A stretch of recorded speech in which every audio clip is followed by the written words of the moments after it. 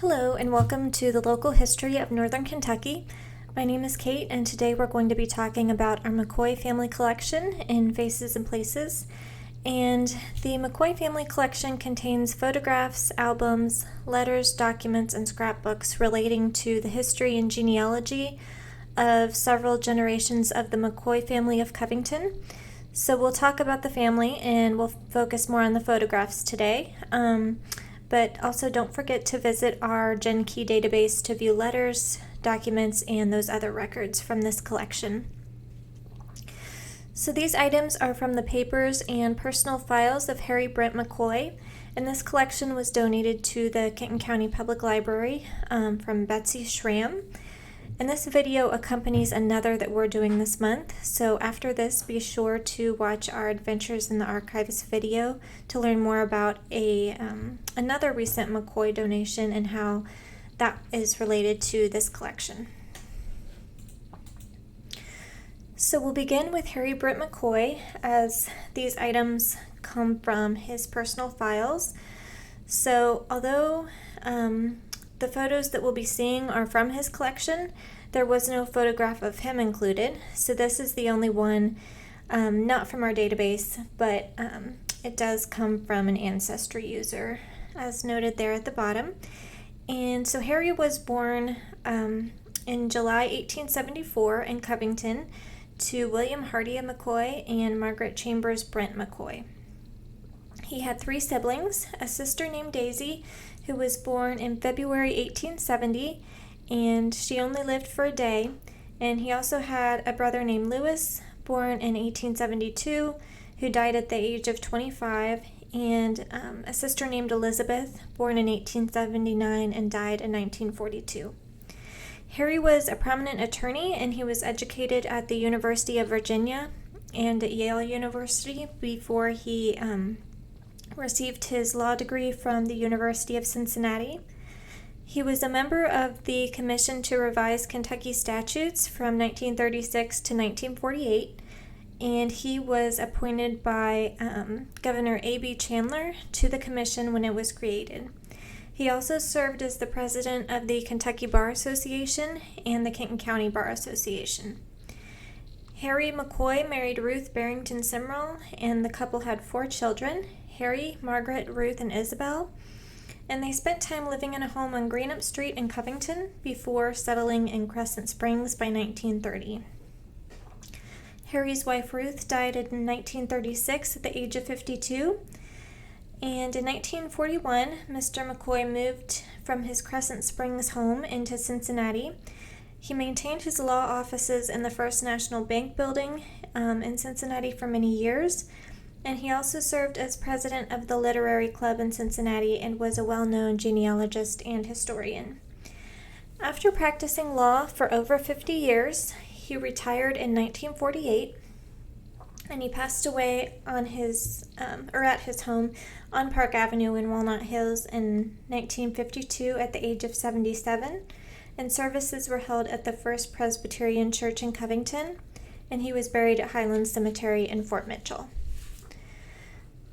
So next we'll talk about Harry Mackoy's parents, and we'll start with his father, William Hardy Mackoy. And these are 2 photos that we have of him from our Mackoy collection. So William was born in Covington in 1839 to John S. Mackoy and Elizabeth Hardy. He had a number of siblings, including Lewis, John, James, Elizabeth, Morton, and Annie. William married Margaret Chambers Brent in 1868 at the First Presbyterian Church in Covington. And as mentioned on the previous slide about Harry, William and Margaret had 4 children. William supported his family as an attorney, so we can see that his son Harry followed in his father's footsteps. And the father and son were also in business together, and they had a law firm called Mackoy & Mackoy in Cincinnati. Mr. Mackoy was a member of Covington Council from 1883 to 1889 and chairman of the law committee. He was also active in politics and was a delegate from his district to the National Democratic Convention in Indianapolis in 1896. He was active in helping to form the Kenton County, Cincinnati, and Kentucky State Bar Associations, and William was the first president of the Kentucky State Bar Association. He was also an elder of the First Presbyterian Church in Covington. He worked as a lawyer until 1920 when he retired, and at that time he had been practicing for 55 years, and it was noted in his obituary that he was the oldest practicing lawyer in Covington. Mr. McCoy died in September 1923 at the age of 83. The funeral was held at his son Harry's home, and the service was conducted by Reverend Charles McGinley of the First Presbyterian Church, and he's buried in Highland Cemetery in Fort Mitchell. So before we talk about Margaret Chambers Brent, the wife of William Hardy McCoy and Harry's mother, we'll take a peek at the photographs that we have in this collection of William's siblings and family. So these 4 photographs are of Louis, John, Morton, and Annie McCoy, siblings of William, and children of John S. McCoy and Elizabeth Hardia. James and Elizabeth are the siblings that there are no photographs of in this collection. James was born in 1846 and he died the following year, and Elizabeth was born in 1848 and died in 1878 at the age of 30. She was married to Madison Lyon and had 2 sons, Marty and William McCoy Lyon. So Louis Dixon McCoy is at the far left, and he was the second oldest son of John and Elizabeth, and his brother William Hardy was the oldest child. And sadly, Louis lived a short life, and he died at the age of 29 in 1871 and was buried at Linden Grove Cemetery. And John McCoy is the next oldest, born in 1844. He worked as a physician and lived on Madison in Covington. And like Louis, he did not marry. John McCoy died young at the age of 41 in 1885, and he committed suicide by jumping from the Covington and Newport Bridge into the Licking River, where he drowned. And he was also buried in Linden Grove. Morton was born in 1851, 3 years after his sister Elizabeth, and he unfortunately died of illness at age 21 in 1872 and was buried in Linden Grove with his brothers. And lastly, Annie, also known as Nanny, was the baby of the family, and she was born in 1854. So there are quite a few pictures of Annie in the McCoy collection. She married Edward Nixon, and their wedding was noted in the Daily Commonwealth newspaper, and it was described, the ceremony was described, and it took place at the First Presbyterian Church, and they stated that the audience was one of the most brilliant and orderly ever assembled on a similar occasion, and the ceremony was simple and impressive, and everything in keeping with the charming modesty and beauty of the bride. The bride was attired in pure white with orange flowers. Annie and Edward had 3 children, George, Betty, and John, and George was the only one that survived. Betty and John both died as babies. And sadly, the marriage lasted only a couple of years because Annie died of blood poisoning at the age of 28 in December 1882 and was buried in Linden Grove Cemetery along with her other siblings. In her obituary, she was described as having a gentle and loving disposition and was greatly esteemed by those who had the privilege of knowing her well. John S. McCoy was the father of William Hardy McCoy, and he was born in September 1802 in Greenup County, Kentucky. He made Covington his home in 1830, and in 1838 he married Elizabeth Hardia. For many years he ran a business on Pike Street, and at times he'd been in business with William Leathers, John T. Levis, and John B. Casey. And on the left is a photo of the McCoy storefront, and he sold groceries and other goods at his store. He was active in the community, and he served as deputy county clerk, a member of the school board and city council, and he was also president of the Pioneer Society. John McCoy died in April 1882 at the age of 79, and funeral services were held at the First Presbyterian Church in Covington, where Mr. McCoy was a member as well as an elder.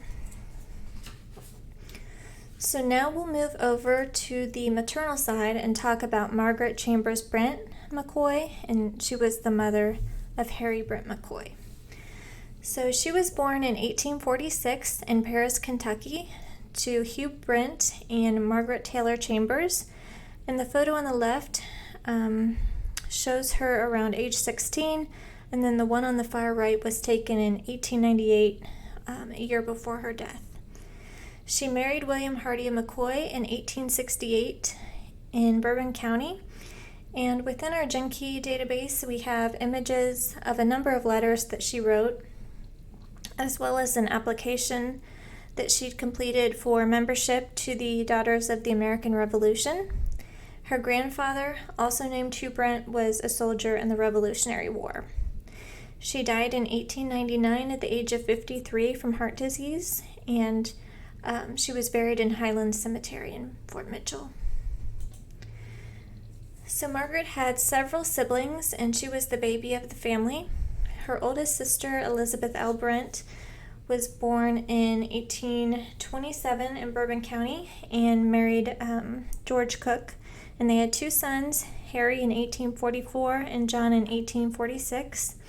So Margaret had two nephews right around her same age. And Elizabeth died at age 19, and that was just 2 months after the birth of her younger son, John.